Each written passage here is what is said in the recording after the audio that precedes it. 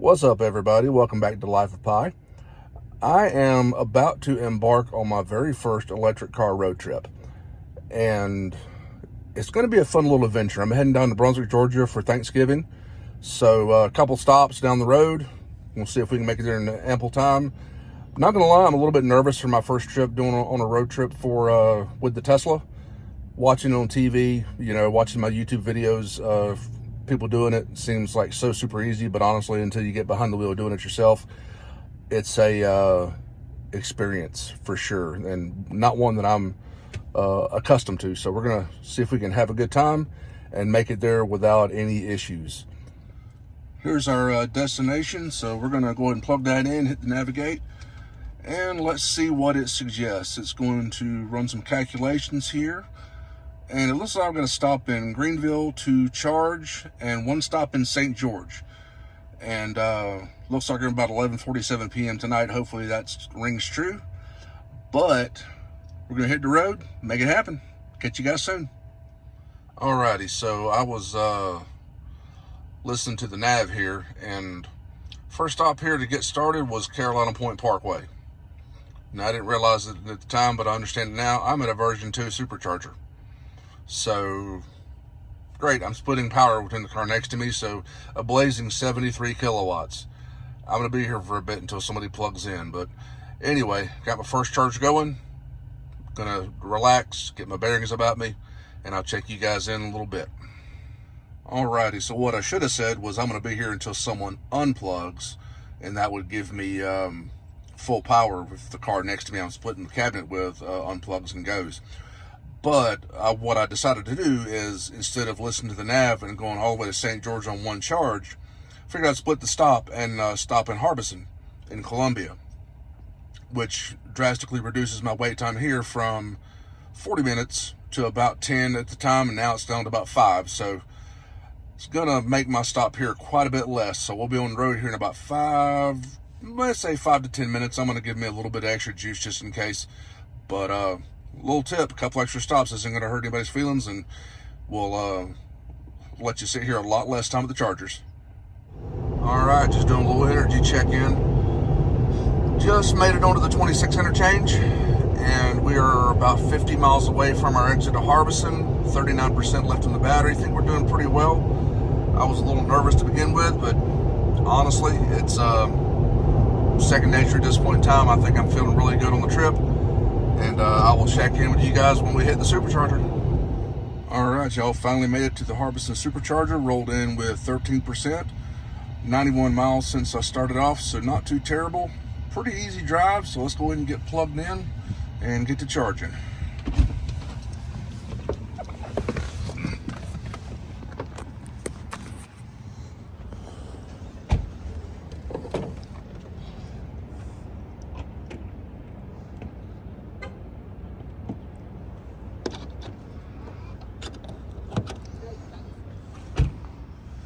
All right, we are charging, ramping up to about 98 kilowatts, 99, and keep on going. So roughly about 20 minutes here at Harbison, and we're going to be back on the road. I'll catch you in a little bit.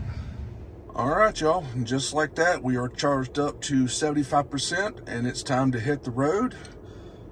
Thanks for the headlights. And next stop, Yemassee Supercharger, 1 hour, 49 minutes, 119 miles. Let's get it. All right, just doing a quick energy check-in. We're at 49% battery life, 5.4 miles now from the 95 turnoff, and looks like about 59 miles, I think that says, to the supercharger. So humming right along, and I'll check you guys up when we reach the supercharger.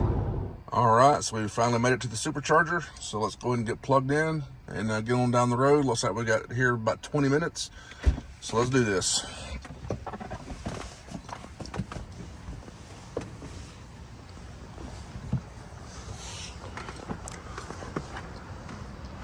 Struggling to get the car here, I'm too fat.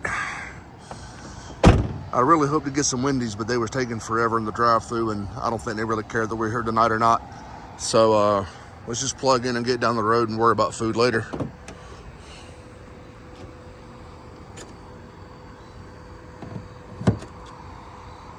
And that's all there is to it. So, yeah. All right, so I overcharged just a little bit. I decided to step over to Wendy's and try to get some food. And it was kind of disappointing, but, you know, it's food. Anyway, done charging, time to hit the road. And looks like we're going to arrive in Brunswick at about 20%. So it's a plenty of buffer. Let's get on down the road. Good afternoon, everybody. It's the day after Thanksgiving, and I got caught up so much in basically just seeing family doing the Thanksgiving thing. I forgot to film an arrival video when I got there and a departure video when I left. But I have just arrived to Poulter. I left at a higher state of charge than I really should have, and it wanted me to go all the way up to, I forget where, but it was 30 minutes the other direction. It didn't make any sense. So I picked Poulter to get here just to top off and then kind of replan my route. And what it's going to do here now is, now that I've topped up, I've picked all the way up to St. George. So St. George will be my last stop before 26, and I can probably do that once and just not have to charge again. So that's the plan for right now. I'm going to go ahead and unplug, get down the road, and I'll check in with you guys at St. George. All right, y'all. So I pulled a rookie move and misread my nav earlier. So that whole thing about the charger being 30 minutes off the wrong direction was completely wrong. I just couldn't read the map. But I ended up rerouting, stopped at Poulter, topped off, and then took a little advice from a YouTuber I consider a friend by the name of EV Dave. He said sometimes the nav can be a little conservative. So a lot of times you can just reroute, pick a charger that's a little farther away, and arrive at a lower state of charge, and you'll be just fine. Just trust the nav. So that's what I did. I stopped after leaving Poulter. I just looked at my 95 route where I'm going. I know I'm going to hit 26. So I just looked at the map and see where's the farthest place I can get to. And Orangeburg was going to arrive here at about 10%. So I chose Orangeburg and made it here with no problems. And I'm learning more and more just to trust the nav, and it's never going to steer me wrong as far as my percentage wise. So range anxiety, not happening. But I'm stopped here at the Orangeburg Supercharger. Cool thing is it's got a solar canopy above me here, which is nice. And I'm also at a Spinks. So it's cool to see gas stations actually hosting superchargers. I know Love's is on board to do that pretty soon, and a few others. So really nice to see it having both options at the gas stations. Maybe we'll see a day one day where there will be these options at both, at every station, not just select one. So that would be kind of cool. Anyway, I'm going to take about 25 more minutes here to charge up, make it my last stop, and that way when I get back, I can just chill. So anyway, have a great day, guys, and I will check in with you shortly. All right, y'all, so slight change of plans. Instead of charging up to probably close to 100% to make it back to work and be done charging for the day, I'm going to make one last stop in Greenville at the Haywood Road option, and going to arriving at 17%. But it'll give me a healthy little buffer to get down there, charge up, and then probably drive for over tonight and just be done with it. So I'm going to take my time, enjoy the trip, and I will catch you guys here very directly in Greenville.